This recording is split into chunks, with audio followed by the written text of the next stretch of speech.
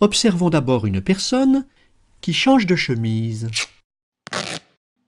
Parfait. Alors qui change de moustache. Maintenant qui change de coiffure. Pas de difficulté? Alors allons plus loin.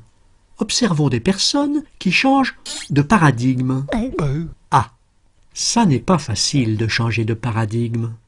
Et d'ailleurs, qu'est-ce que ça veut dire? Non, ce n'est pas ça, changer de paradigme. Non. Ah, ça, c'est déjà mieux. Ça, ouf. Alors la question est posée. C'est quoi vraiment changer de paradigme? Imaginez par exemple que vous changiez de taille. Vous allez très vite changer de façon de voir le monde, donc de paradigme.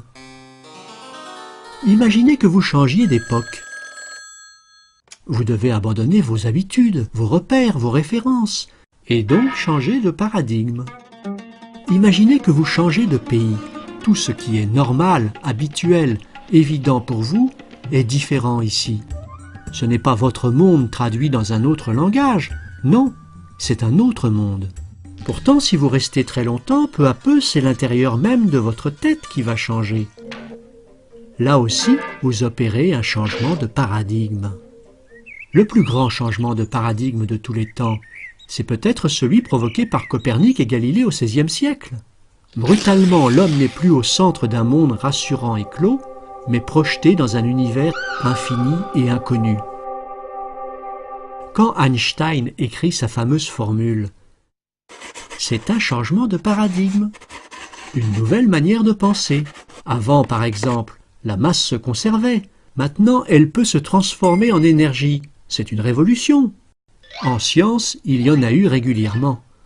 Et elles correspondent à des changements de paradigme. Le philosophe Thomas Samuel Kuhn a décrit ces révolutions.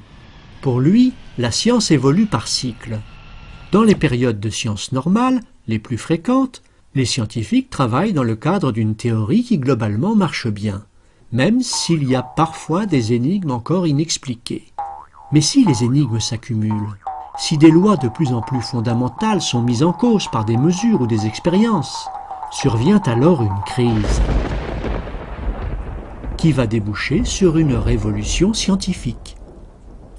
Après cette période agitée, les nouvelles générations de scientifiques vont regarder le monde autrement. Les principes, les méthodes, le langage ont changé. C'est un changement de paradigme. Et le cycle peut recommencer sur des bases nouvelles. Mais ce schéma cyclique de Kuhn, ça veut dire que les sciences tournent en rond?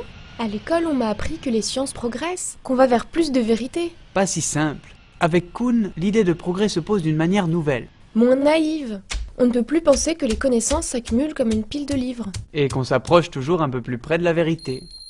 À chaque révolution, à chaque changement de paradigme, tout est bouleversé. La vision du monde change complètement.